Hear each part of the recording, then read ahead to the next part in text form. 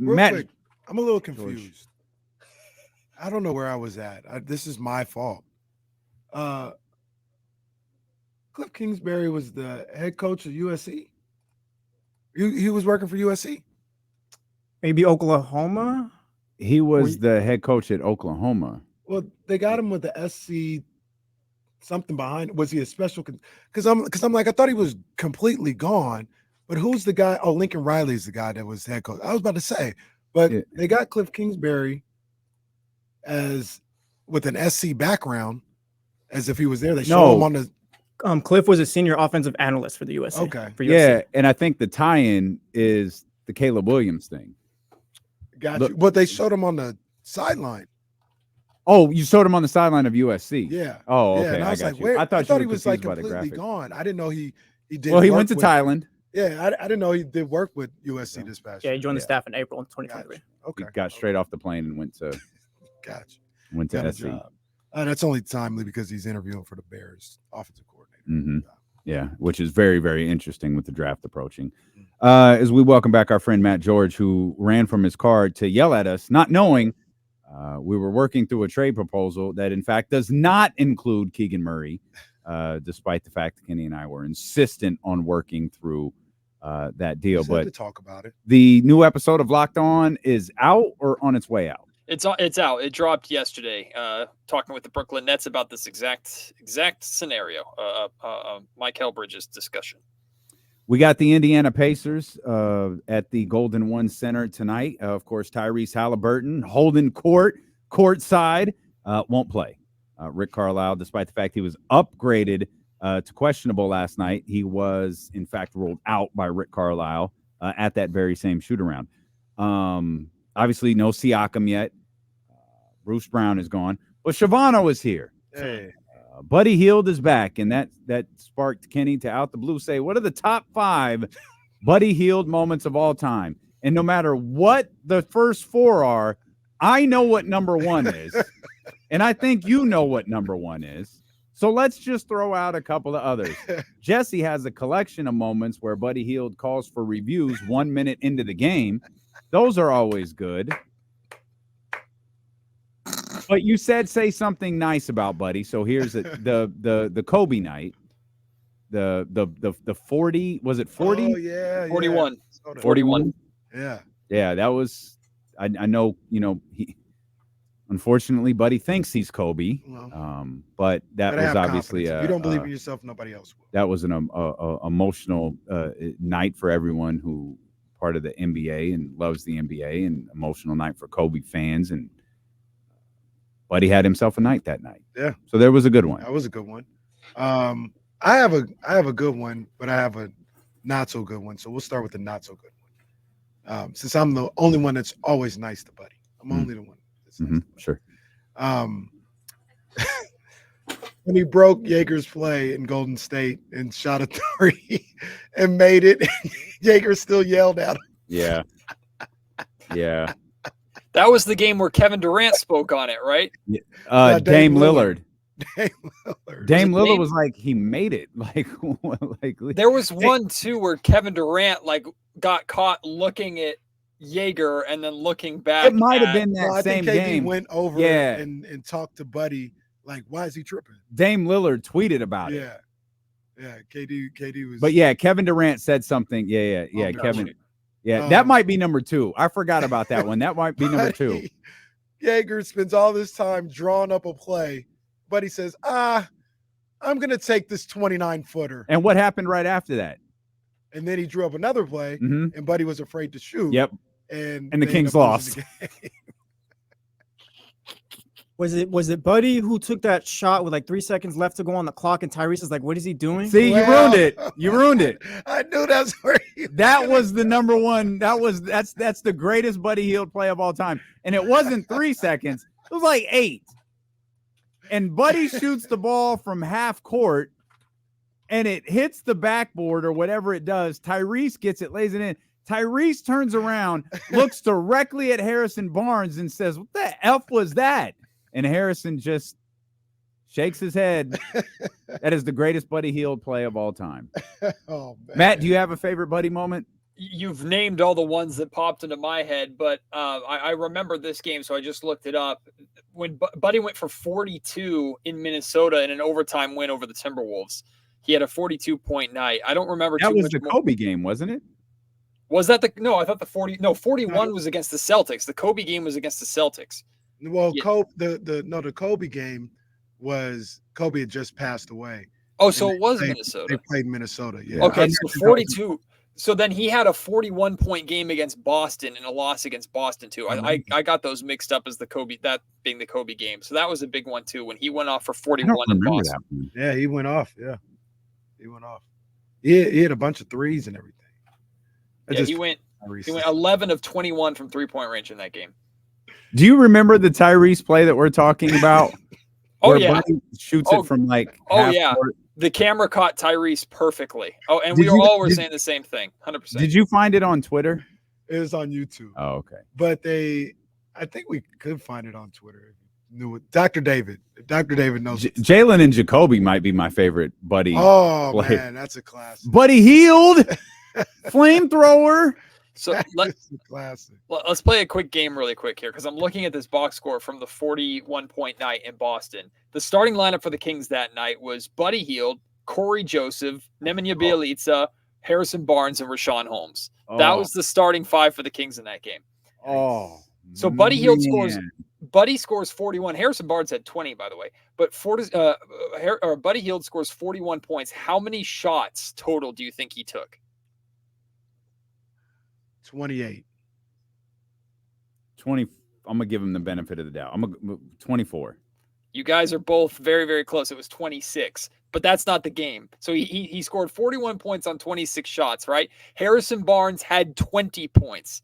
He's the next highest amount of field goal attempts in that starting lineup. How many field goal attempts do you think Harrison Barnes had? 8. Yeah, that's what I was gonna go with 9. 9. Yeah, 9. So Buddy Hield had 26 Man, you even shots. lose at this game. Buddy Hield took 26 shots. The next closest starter was Harrison with 9. I love it. Bogey took 20 shots off the bench. It wasn't in Sacramento, but Buddy shooting a shot 3 seconds into a game is phenomenal. That was pretty cool. I'll say that's pretty cool that Buddy did that. Another Buddy moment, a positive one, was in Detroit. It was game winner in Detroit. That was Buddy ball call game. Still don't know what the hell that means, but Mark Jones said it. So that was Mark's. No. That was Denver. He did, but Mark said. Oh, that's right. He Yeah. hit that. Oh, I remember that Detroit Yeah, game Detroit was was- trash. Yeah. They stole the game. That's right. They That's stole right. the game. That's right. That's when he jumped over a cord, like he jumped over a cord of a camera on the sidelines, and everybody thought it was going to clip his ankle and just take him out. Boy. Yeah, Buddy had 2 game winners. Was that Mark's first game as a Kings broadcaster? I think so. That Kings, was- Buddy ball Kings call Nuggets, game? first game of the season. Kings Nuggets. Oh, another great Buddy Hield moment was, how did this go? And I believe Buddy was involved. But wasn't it the Raptors game? The Kings tried to fight back. This was it was before the pandemic, so I'll say 2019 or so. Matter of fact, you'll remember this, Dame. Dame did one of those hosting live, watching the game. Mm-hmm. And Luke didn't call. Buddy was cooking or something, and he didn't call the play for Buddy. Mm-hmm. And they missed it. And some guy can hear, Luke, you idiot! Give Buddy the ball or something. Yeah. No, I remember that game because that game was quickly after a moment that I'm surprised none of us mentioned, which was him winning the 3-point contest. Oh, that's a good one. No, that is that's a good. nice wholesome moment. And I remember because a few games, it might not have been that moment, but I remember being at a game like 2 or 3 games after the All-Star break, and Luke Walton decided not to play Buddy in a certain, and there's a fan that just screams during a dead ball during a quiet moment in the Golden One Center, just screams, "Why would we have the 3-point champion in the game down 3, Luke?" Just, Poor Luke. He couldn't buy a break around here in Sacramento. John Bull just sent us something. We got to put this up on Uh-oh. the screen. This is Is this when Alvin? I think this is when Alvin threw his hands up. This is 100. That's 100%. That was going to be my next next moment. Buddy's going for 50 tonight, by the way. Shavano gets the 3. Where's Alvin? He's about right. Buddy. There he is. 3. There's Alvin right there. Look at the shot clock. There's 20 seconds left on the shot clock. Go, buddy. There's Alvin. 3. Okay. Go, All buddy. right. Yeah, that's a good one. That's a good one. Look at Fox. Fox is already at the top of your screen, turning around and getting back on defense. Look at him go. That shot went up, and Fox is like, all right. Shout out, Buddy. Do we have any other good? I mean, Buddy did break the single season 3-point record here. Yeah, and for like ever, he was the second greatest 3-point shooter next to Steph Curry. NBC would just manipulate the date to make sure that the stats still worked. Shout out to that very creative stats department. Okay, let's get serious. We got Matt George here. Matt George is a serious reporter. We know that because we was on his show this weekend. I think this would help getting serious. Can I give you those numbers that Baby Giraffe put out? Okay. Wow, that'd be the first time ever we get serious because of Baby Giraffe. So Shout out Tim Maxwell. This was interesting. Okay. I don't know what to make of this. Matt, you can tell me what you make of it, whatever the case may be. He says the Kings at 40 games last year versus the Kings this year after 40 games. It might be a game off, might be 41. Doesn't matter though. The record last year, 22-18. That was the 9th best record in the league. The record this year, 23-17. That's the 12th best record in the league. Offensive rating last year at this time, 116.3 was good enough for 3rd. This year, 116.3, good enough for 14th. Defensive rating, 114.4, 24th in the league. This year, 115.9, 17th in the league. And net rating was plus 1.9, good enough for 9th. This year, 0.5, good enough for 16th. He says the nearly exact same roster is performing at nearly the exact same level. But teams got better. That's probably what that says. And that's what we talked about a couple of days ago, right? Like the Oklahoma Cities and Minnesotas. And they got better, but they didn't get better on defense. Because weren't we always saying the Kings would be 15th? Well, no, everyone just caught up with, hey, the Kings got this right. Let's not play defense anymore. That's what happened too. Hell, the Pacers stole our whole style. Bar for bar. Our whole style. Matt, I think Matt's doing math. No, it's funny because this was before the Sacramento Kings decided to forget how to play basketball at the end of that game in Phoenix. I had done a deep dive into the numbers, and I still had it as a segment on that post-game pod because I was like, offensively, the eye test says, and it just feels like offensively this team is not as good or just is not playing the same. I wonder what's really different looking at the numbers. And I found out the two things that are the biggest difference from last year to this year offensively, which I'll point out here in a second. Because, Kenny, I agreed 100% with what you said the following day, which was it Tuesday or whatever whatever day it was after that game? After Phoenix game. Yeah. What you said was you feel like this team is playing better basketball. And I felt the exact same way. Like watching them, I thought the Suns game, with the exception of those final few minutes, and the Bucks game, is the most the Kings have looked like themselves offensively since very early in the season when Fox first returned from that injury. Right? Like they just looked like themselves. They lost both of those games in an incredibly frustrating fashion, but they looked offensively like themselves. And I was trying to figure out what looks so different. And I was doing a deeper dive into those numbers that you were just reading out with Tim, because that's exactly it. This Kings team offensively, statistically, is almost the same across the board. It's just everybody else is playing better. Like, for example, it feels like this year, how many times have we talked about, man, the Kings are over-reliant on the three-point shot, right? It just feels like they're shooting way more threes this year, and they're not getting to the basket as much. Well, the Kings, 42% of the shots that the Kings shot last season were from three-point range. Per game. This year, 44%. So it's only a 2% increase, and that's from 5th last season to 3rd most this season. So it's a very minor increase. There's just an example there. Pace is another thing. Like, this Kings team doesn't feel like they're playing as fast. Their pace is actually higher this season in terms of ranking than it was last season, which is crazy to think about. But the biggest numbers that are different to me, and this is what jumped off the page when I was looking at it, and this had, other than free throw shooting, this was the biggest difference to me. Fast break points and points off turnovers. The Kings have dropped from 14.9 fast break points per game to 10.7. That's 7th in the league to 25th. And then points off turnovers, they've dropped from 17.6 per game to 15.4. That's 11th to 27th. So even though the Kings have this emphasis on the defensive end, they're not getting stops and creating opportunities off of turnovers, and they're not creating fast break opportunities this season as much as they were last season. That, to me, is the biggest difference between these teams. Yeah, it goes back to a point we made a long time ago. Expectations change the way you see things. And when you have, I think you combine that with the combine the expectations you have for this team with the fact that I don't know that a team in their position has lost as many double-digit games as they have. I don't know how many have been beaten by 20 and 30. This team got beat by 30 twice by the same team.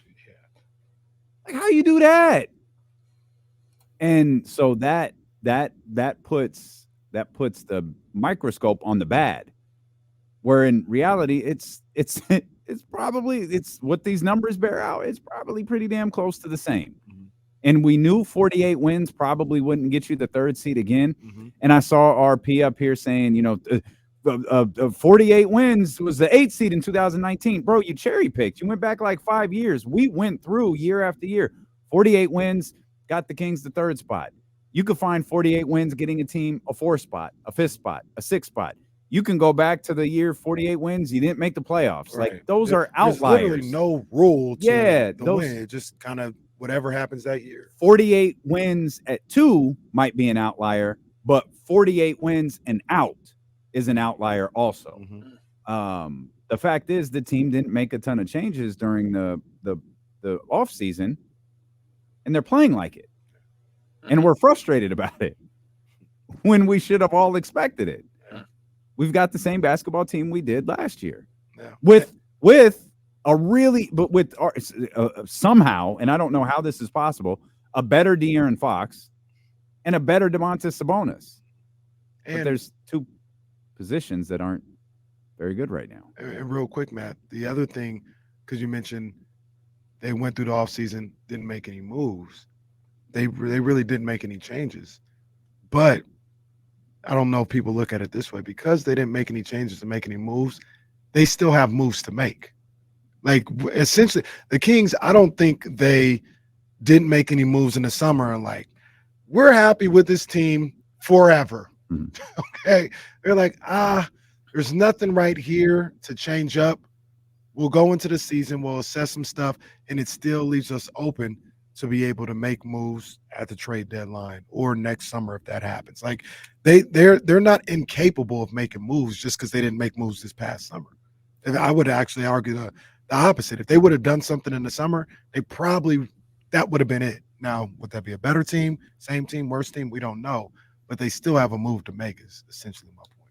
I think there's 2 ways to look at it, too. The first way to look at it is the same way we were discussing during the offseason, which is time was on the Kings' side at that point. They didn't have to make a move at that point because, just like we're talking about, we projected if at the trade deadline this year, the things weren't going as well, the Kings can make the same exact move today. Now, I understand some people going, yeah, but you re-signed Harrison Barnes. You didn't have to do that. I understand that aspect to some extent, but to me, the concerning part is, or maybe concerning isn't the right word, but like the Kings came into this season bringing everybody back, making it very known that they were betting on internal growth. They were betting on this team being better by a second year together, not being the same. That's the problem, is them being the same offensively as they were last year, and that just, that they're the same, but this is just not a historic offense anymore because other teams are doing better. Well, then other teams are improving and you're not keeping up with them. Like, you still have a core. You're not an established veteran team that you can just say we're the same team that we're running out there every single year. That we are who we are, which is, I think, one of the terms that Kenny used yesterday. Like, I understand that maybe this roster is what it is, but that is not good enough for Mike Brown and this coaching staff, and that shouldn't be good enough for Monty McNair and the front office for a roster that made it to the playoffs for the first time and was a first-round exit. That being said, what Kenny's saying is absolutely right. You didn't have to make a move then. You still don't really have to make a move right now, but clearly they're open to it and they want to make a move, and it makes more sense now to make that big swing that was out there or could be out there compared to last offseason when it was like, well, that was a fun year. Now what? How do you feel with all you laid out there about the roster, the fact that over the last couple of games where, with the exception of a stretch, the Kings have played well against Phoenix and Milwaukee, one really noticeable thing for Kings fans is Mike has seemingly really tightened up his rotation. Where are you with that? Do you like the fact that he tightened it up? Do you like the guys that he's playing? Are you left with questions about who is and who isn't playing? I think when it comes to Mike's rotations outside of like the top 6, top 7 guys, I'm just confused. And I don't know who is going to be playing on any given night, and I can't tell you why they're playing. Like, sometimes it's matchup based, but sometimes it's based off of how they played the night before, or them doing the right things in practice, or how they played in garbage time. Like, it just seems to change. And what that says to me is that Mike on the back end of this roster doesn't have enough talent that he either trusts or believes can help get the job done. And it goes back to the comments that he said after I asked him about Sasha Vezenkov before a home game a couple weeks ago. And I asked him, and he said, nobody has separated themselves from the pack. I think the Kings have the back half of this roster is one big pack of players that Mike, if he's not directly going up to Monty and saying, I can't do it with these guys, I don't have enough, then he's showing by his inconsistent rotations and his desire to play Juan Toscano Anderson as much as he was playing, or his sticking with Harrison Barnes no matter what HB does. Like, I think he's sending a message to the front office that I don't have guys that I trust to make the moves that I need to be making consistently with this rotation. I don't have the guys to fill out a consistent 8, 9, 10 spot on this rotation on a nightly basis. I think Mike is searching. We're all confused, and I think it ultimately points to the same result, which is roster upgrades need to be made. Is there something that should be said for Mike Brown needing to, not to say that he's not, I'm just talking, we're just having a conversation, but try to empower these guys. You know what I mean? Like, instead of looking around and like not trusting them, you got to figure out a way to get the best out of these guys.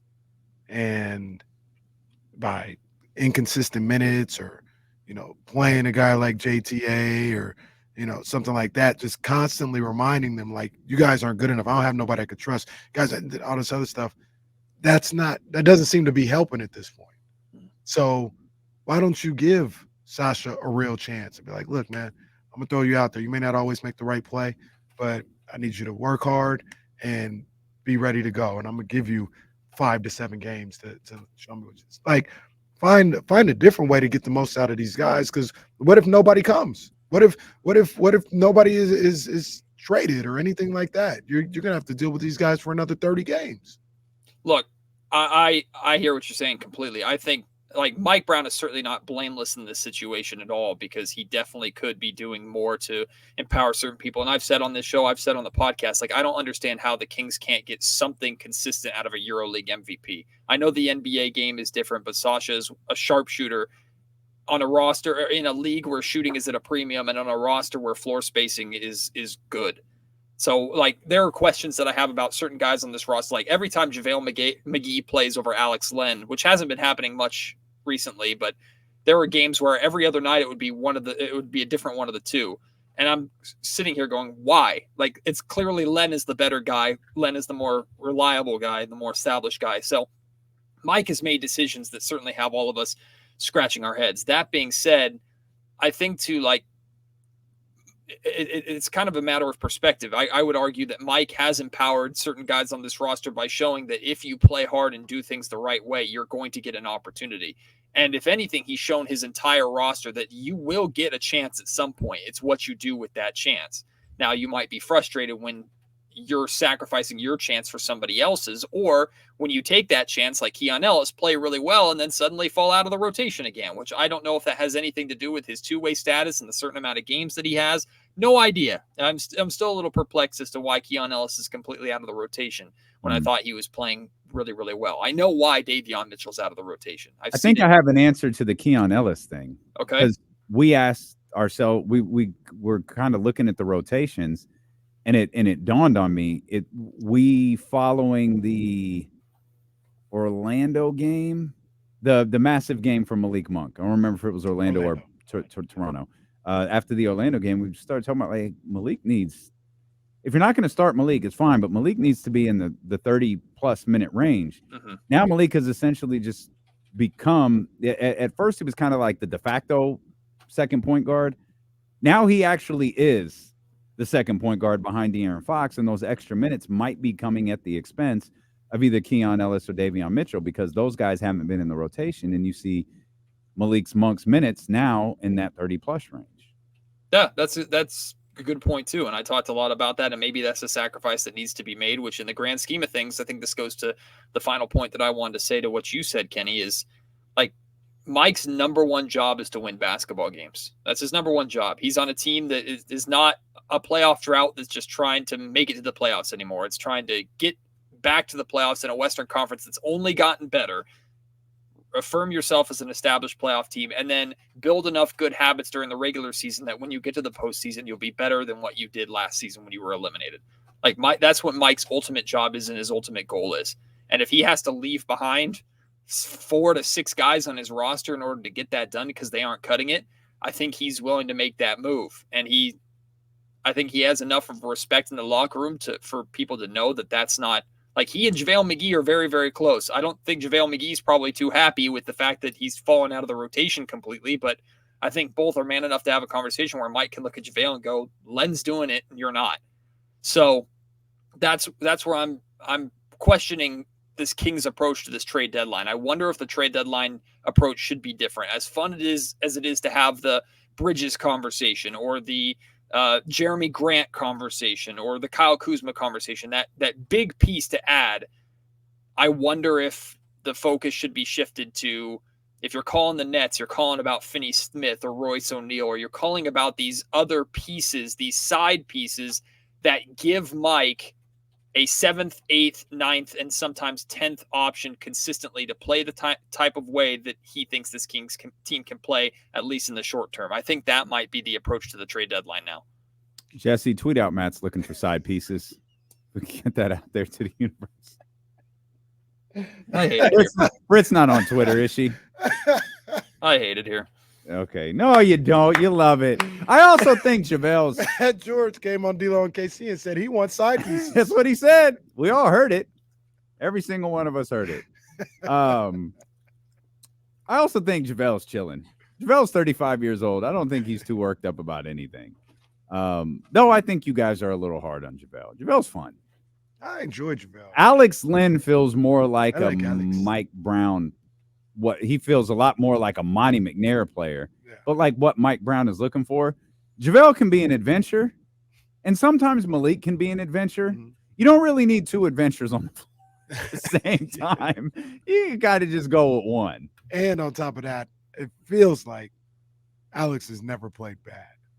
Like, yeah. I've never watched except for that first game he came back last year. And it never happened again. And it never happened. He's either like been okay or damn, he was really good, but he's never played bad. I like him in the lineup. I like him in the rotation. The thing that I always talk about with the trade though, Matt, in all seriousness, is it kind of depends on what's being asked. Like if you can go get Finney Smith and you're just giving up some picks, like some second-round picks, all right, cool. But when it comes to Davion, Herter, and Barnes, I don't feel like I can give up any of those guys unless it's a guy that I feel is an impact, like super impact player, part of my new core here, because that's your move. Like that's it. And once you give up one of those pieces or most of them or something like that, you don't really have any more moves to play for a couple of seasons, it feels like. Well, it turns out side pieces is not a good and understandable basketball term for what I was trying to convey, believe it or not. I think Matt just Googled side pieces. No, I've been on Urban Dictionary. I know what it is. I know what it is. Leave me alone, okay? All right, leave me alone. Anyway, like I'm thinking, like I think the Kings have 2 starters on this starting lineup that are role players. And I don't mean that in a degrading way. I mean, they have a specific role to play as part of this starting lineup. The Fox, Keegan, and Sabonis, that is your big 3. Kevin Herter, if he's starting, his role is to space the floor, take those outside shots, and hopefully grab rebounds. Harrison Barnes' role is to do something more than what he's doing, but it's kind of along the same lines, is space the floor and then have a presence on the defensive end against opposing teams' wings. So when I say like those, I don't even know what to say other than side pieces. Damn it! When they Hey, that's all right. That's all right. Players, talk that talk. When the Kings are looking for a side chick, and they're that's not going to make it better.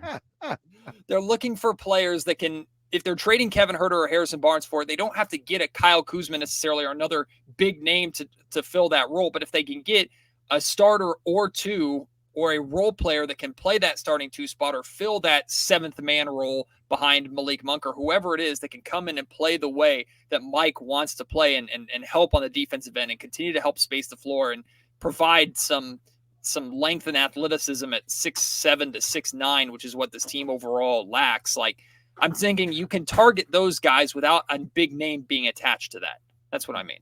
Fair. Okay. Man, that's all. Nothing wrong with you asking for a side piece. I'm on the radio. I didn't think there was anything wrong with that. Are you one of those? Are you focused, maybe hyper focused on the next 10 games? I keep hearing the next 10 games brought up. Obviously, it's Indiana tonight. It's Atlanta on Monday. There's a little stretch there. I looked at those 10 games. I'm not sure what people were talking yeah, about. like James brought it up. Like I started to see it on Twitter, and it's like, it's a fight. Those 10 games are a fight. I don't know which. I thought I was alone. I'm glad I got my partner with me. No, it's the first I've heard it. What is the context? Like these 10 games are gettable, and you have to go get them. Well, no, more. I mean, I'll say what James said to us yesterday is he said the next 10 games could define this season. And I think part of the reason that James said that is you're at games 40 through 50. Like there's no question about who you are at this point. And by the time these 10 games are over, you're really, really close to the trade deadline. You've got a limited amount of games at home. I think 3 of those 10 are at home. The rest are on the road. But yeah, on the road, you've got like the Chicago's, you got Memphis, but you've got a team that you could put in a tough spot in the Warriors. Mm-hmm. You got a team who's not playing well in Memphis, who has just been decimated all year. I'm assuming your answer is no. Yeah. The first time I had heard the next 10 games was from James, and then I started to see it on Twitter and looked at the schedule and thought, I'm missing out. I don't get it. Yeah, I haven't thought. I'm going to use a coaching cliche here. I haven't thought beyond tonight's game because of the circumstances of how your homestand ended, how this road trip just ended. Because remember, the homestand ended with the Pelicans lost, right? And Kings fans literally booing that team at times at the end of that game before heading out onto the road. Yeah. And they started it out with a rocky win in Detroit, but at least they went 2-0 at the start of that road trip, and it's a good thing that they did because the other 3 games went the way they did. They should be coming home 4-1. Instead, they're 2-3. Shoulda, woulda, coulda, doesn't matter. Now you're playing an Indiana Pacers team that not only is missing their star in Tyrese Halliburton, they're missing other pieces because they just made that Pascal Siakam trade. You have just gotten beat bad twice. The second game being a complete collapse on your part that everybody was laughing at you for. Everybody. Because it was one of the biggest collapse since the bubble, since 2020 in the fourth quarter. You blew a 22-point lead in 7.5 minutes, for God's sake. So that paired with the situation and the circumstance of the Pacers right now means my only expectations for tonight are I expect the Kings to look dominant tonight. That doesn't mean that they beat the Pacers by 30. If they do, great. A win by any means is all I really care about. If they win by 1 point or win by 10 points, it's still a win. That aspect doesn't really matter. But I want to see a Sacramento Kings team that is focused tonight. If I see a Kings team that takes the floor and says, oh, the Pacers are missing Halliburton and they're shorthanded because of this trade. Okay, we can take them lightly, and they have a bad first quarter. Maybe Buddy Hield and the Pacers play kind of well to start the game, like they start the game shooting the ball really well because they have energy and excitement in this new Pascal Siakam era, soon to be, or Buddy is hyped to play in front of all of his haters in Sacramento, whatever. Like maybe they have a good quarter or something like that. But if we watch this game and in the end can go, God, yeah, the Kings still didn't look like they were giving 100% or they were playing at their best, that's what's going to upset me more than anything. So I'm looking at tonight's game, and I have very specific expectations for how the Kings look and play tonight. I want the Pacers to be that team. I want the end of the night for us to be able to say, it doesn't matter who the Kings played tonight. They were going to do what they did to any team because of what happened in those final 2 games of the road trip. Real quick, Matt, before you get out of here in like 45 seconds. You're going to the 49ers game? The plan is, yes, to be there on Saturday. Okay. All right. Should win, right? Absolutely. Okay. Absolutely. Can't wait. It's going to be a great time. Great atmosphere. Yeah, if they win, it'll be awesome. It would be great. If they lose, it'd be worse than Boy. when the beam is. Well, I don't want to be in that locker room if they lose, buddy. Well, I do I'll be not there want to regardless. be there. By the Well, way, there you will. tonight is a Oh, Drake my. Bars game. Wow. Buddy Hield's back. It is a Drake Bars game You know, tonight. Matt, that we've never, ever, ever lost a Drake Bars game.